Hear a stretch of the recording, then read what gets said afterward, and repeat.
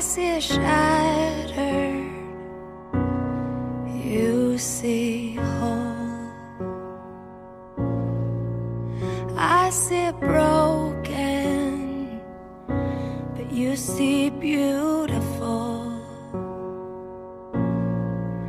And you're helping me. My name is Diesta, and this is my story. I grew up in Oregon for the first couple of years of my life. I could remember, as far as I can remember, my dad worked and my mom stayed home with us. Then it was just me and I believe two of my brothers. She was able to stay home because my dad worked really hard. But I do remember him coming home and kind of just, doing what people do on the weekends. He would actually do during the week, and he'd have his beers. But a lot of the time, I don't think he just had a couple of beers. Because I can remember him throwing my mom around. I can remember several times just trying to break it up, but being really too small to do anything. I remember one specific time he threw her over a couch, and I kind of just felt helpless, like I didn't know what to do. I remember biting his leg and then him kind of shoving me. And after that, I just felt like it was an everyday thing. I kind of stepped back from trying to get in it, and I just remember my mom crying a lot.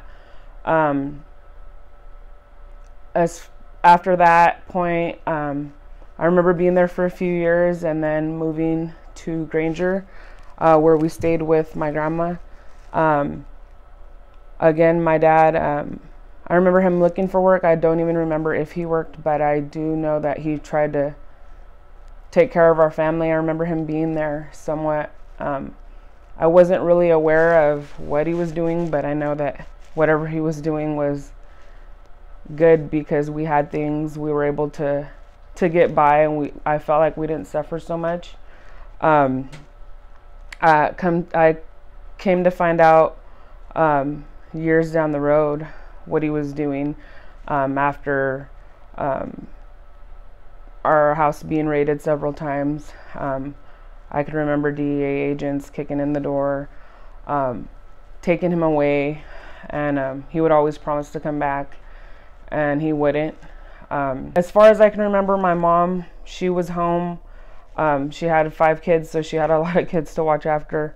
I don't really think she had many options for a job, being that Granger's really small.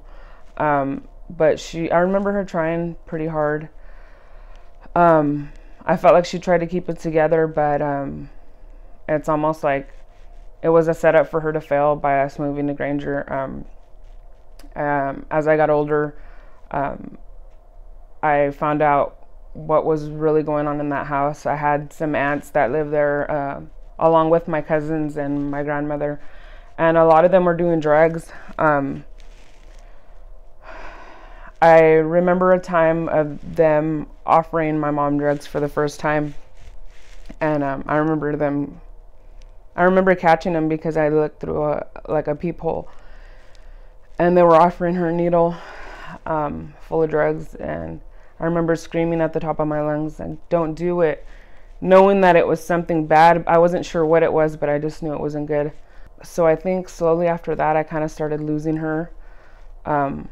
She wasn't home as much. We were kind of just left there with my grandma a lot. She kind of started taking off with different men. I would see my aunts do the same thing. They'd get picked up by different men. And as I got older, I figured it out. They were selling their bodies, obviously to get drugs. I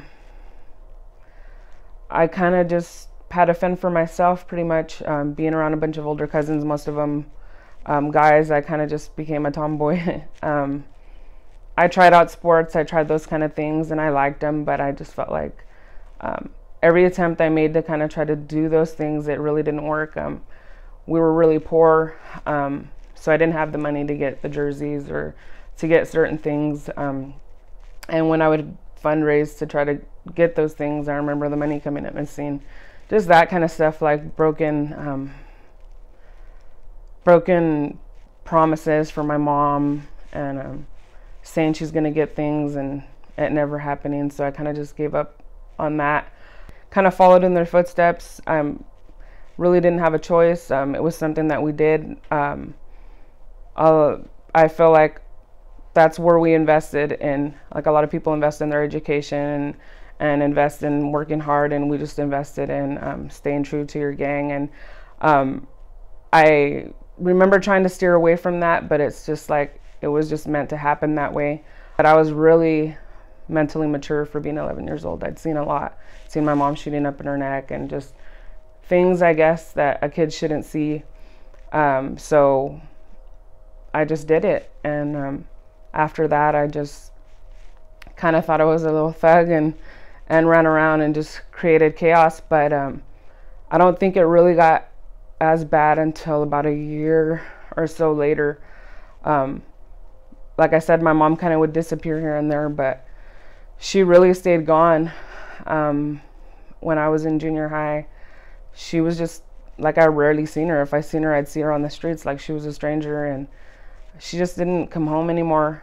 But I remember hearing that she was sick from somebody.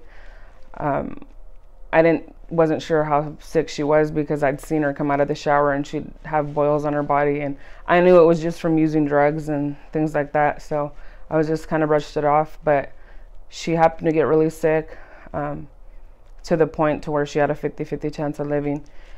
I remember walking home. I was excited to show her my junior high Tolo pictures that we'd taken, and she wasn't there. They had flown her to Seattle, so I knew it was serious. I remember getting in the car and we tried to drive down there to make it, and we didn't. She died before we could get there. By that time, I was about 13. I just kind of felt like irritated about everything because we already didn't have our dad, and now we lost our mom.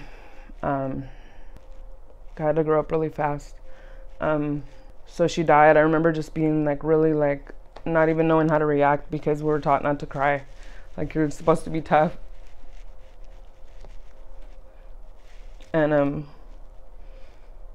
I went a little crazy, and then I had to come back and try to keep it together for my siblings. I remember my youngest sister asking me if I would be her mommy, and I didn't know what to tell her except yes. I didn't even know what that meant. But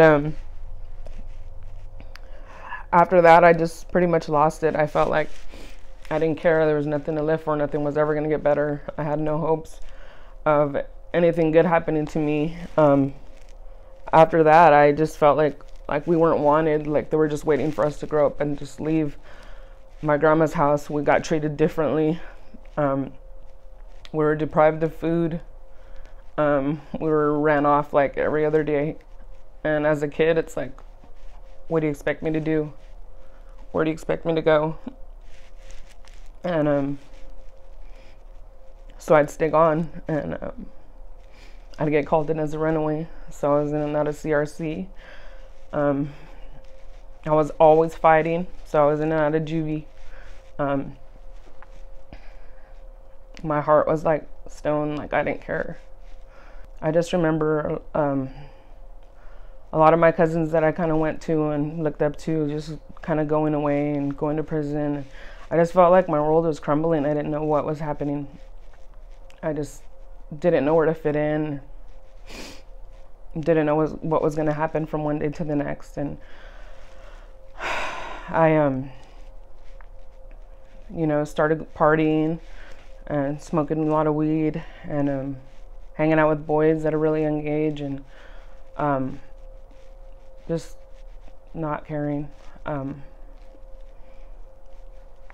I got pregnant at a really young age. I was 16 when I got pregnant with my son, and I remember telling myself I was never going to be like my parents. I was going to give my son a different life, and I just refuse to be weak like them. That's what I told myself then, but little did I know how bad the addiction gets you. I became bitter, and I got involved, had a baby with the person that's my husband now, but it seems like you kind of marry a person that's almost like your dad. And he was very abusive and ran around and on me a lot, and I just remember feeling like, dang, I'm left again to figure this out, and just growing up fast. And but I was determined. I remember having to drop out of school, but while I was pregnant, I had to get my GED, and I told myself I was going to do something with myself, and got into beauty school. And I made it somewhat. In my eyes, I felt like I was doing something, but I didn't have Jesus, and I just felt like hopeless, like I didn't have peace, and I was just living very frustrated and trying to prove myself to people, and trying to feel accepted, and nothing never worked out. I just stayed in this relationship, got beat up on a daily basis. And I remember trying to keep a job, and I would just, I'd go in with lumps on my head, or like rings around my neck, and just staying, like settling for less. And I just mentally checked out one day. I couldn't do it anymore. I remember my husband going to prison, and I dropped the ball. I just didn't want to be good. I didn't want to try to be good. I felt like every obstacle was against me. Nothing good was ever going to happen, regardless of how hard I tried. And I remember just reverting back to what I seen, and that was drugs. Letting those people back into my life, and had a back injury and a foot injury, and I had started taking medication for it, and I didn't know the addiction's just in my blood. I felt like I was fine, but I wasn't. A year or two down the road, it was full-blown addiction, and it turned really, really deep fast. And I remember, my prescription wouldn't last anymore, and I'd start getting them off the streets. And when I couldn't find them on the streets, I just felt like I was in a bad situation. And I remember somebody telling me, why don't you just try heroin? Like it's the same thing as taking a pill. And I remember that same thing I told myself I'd never do. I was never going to be like my mom. She died from it. I was never going to be like my dad. He would always end up in prison for it. And I gave it a second thought, and I ended up trying it, and it just took me down a crazy, crazy road. My husband ended up getting out of prison, and I didn't know how to tell him I was addicted. I kind of tried to hide it from him for months, and he kept trying to confront me. I just want to help you. And I was just like, I'm not addicted. I don't know what you're talking about. Because I felt like I couldn't stop, and I couldn't be honest with anybody. I just felt like I was bound to that. And it made me think like this is probably what my mom felt at one point, and this is probably what my dad felt, and I hated them all these years for it. It just ended me up in a dark place. I remember lying to my dad and telling him like, hey, can I get this? I'm pretty much getting rid of it. And I was to some degree, but a lot of it I was using.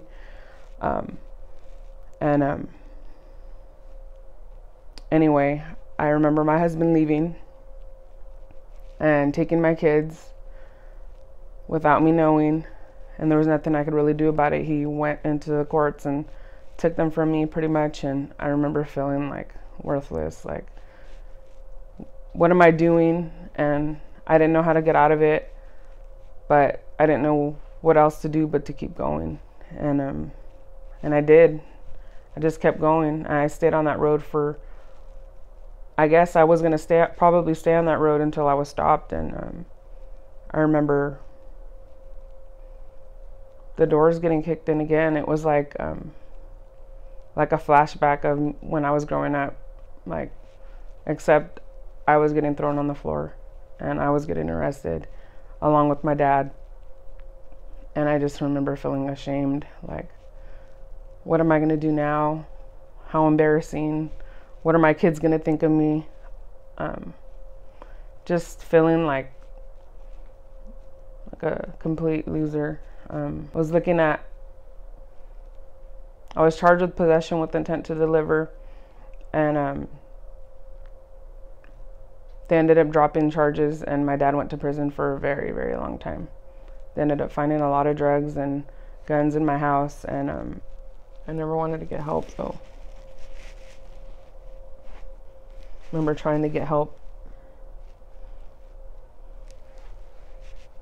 It only lasted for a little bit. There was a lot of stuff I didn't want to talk about.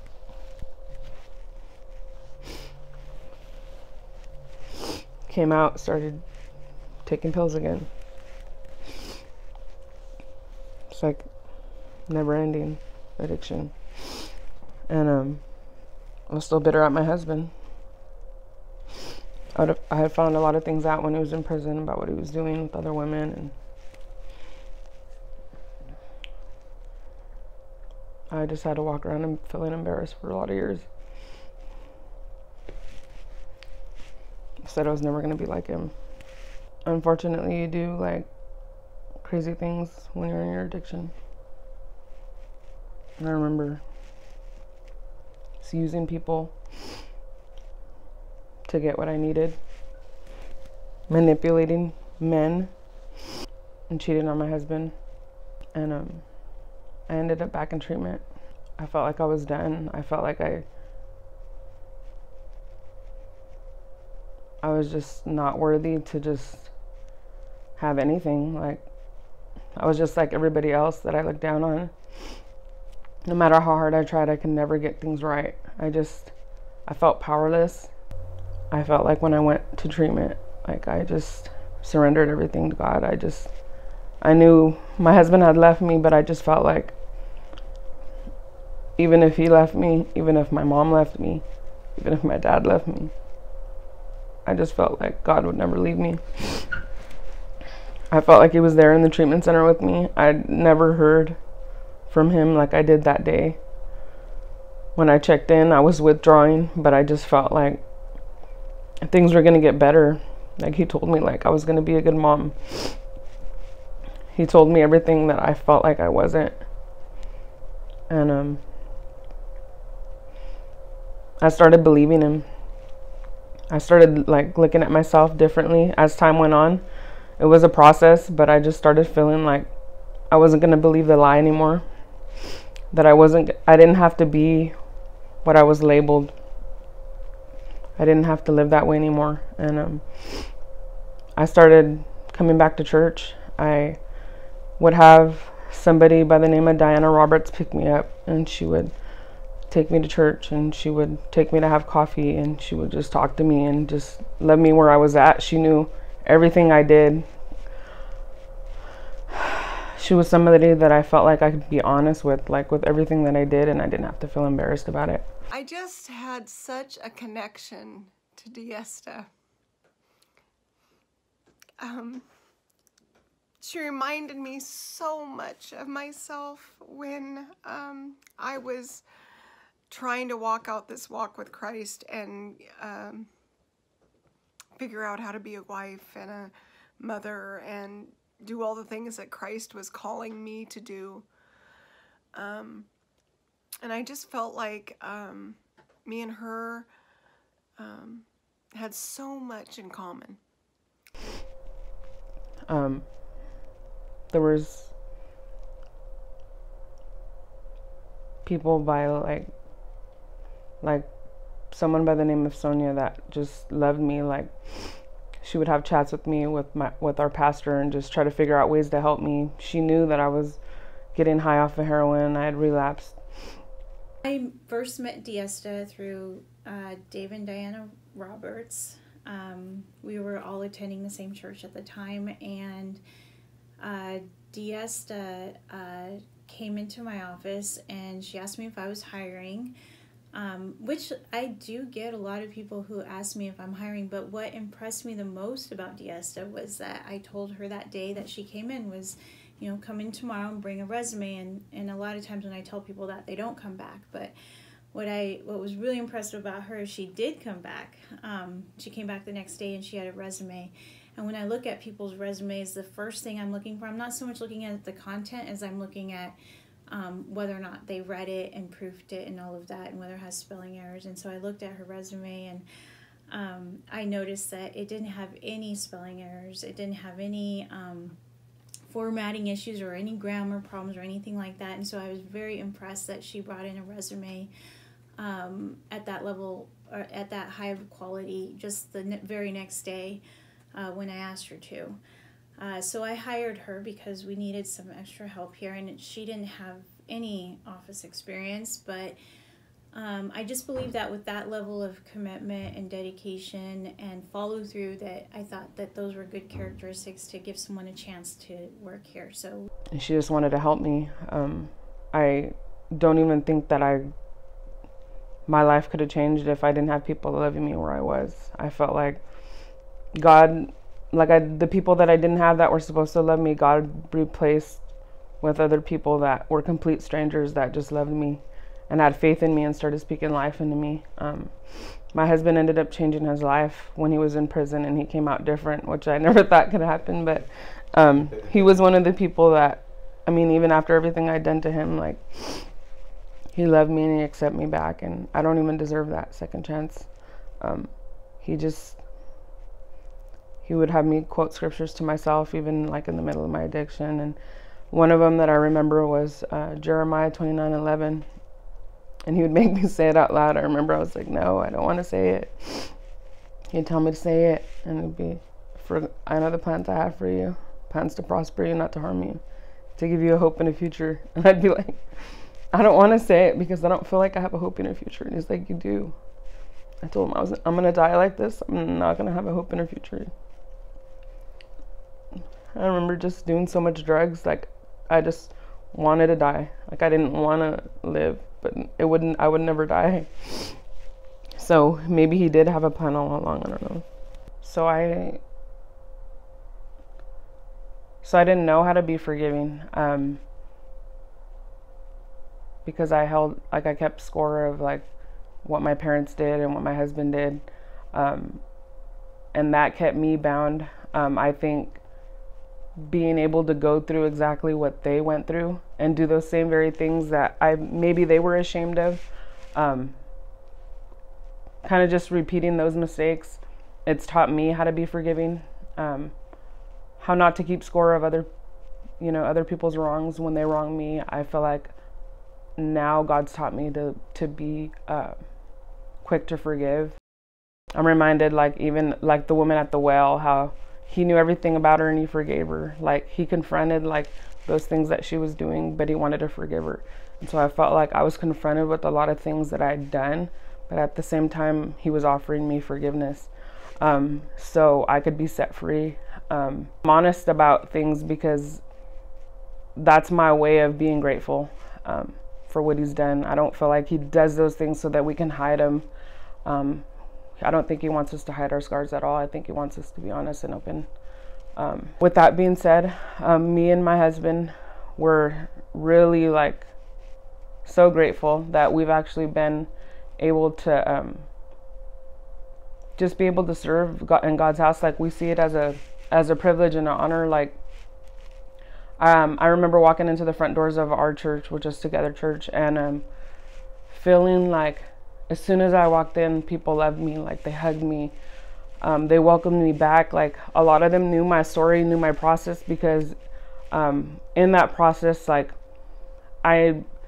heard of Jesus and I knew of him, but I didn't know him. I didn't have a personal relationship with him. I thought I accepted him, but I really think I accepted rules and regulations and tried to do everything right, and then just got it all wrong, and then felt like I didn't want to go back. But even our own pastor, he's seen my process, he said, in treatment centers with me, and just really wanted to see me win. There was someone by the name of Kirsten that goes to our church, and she was actually my neighbor. She's actually the children's director for Sweet Life, And she was my neighbor at the time when my house got raided and the doors got kicked in. And so she's seen me at my absolute worst. Those same people were there to be able to welcome me back when I walked into those doors, and just love on me and just like greet me like as if I never did anything wrong. And so now me and my husband actually serve. We've been committed to the house for about 3 years.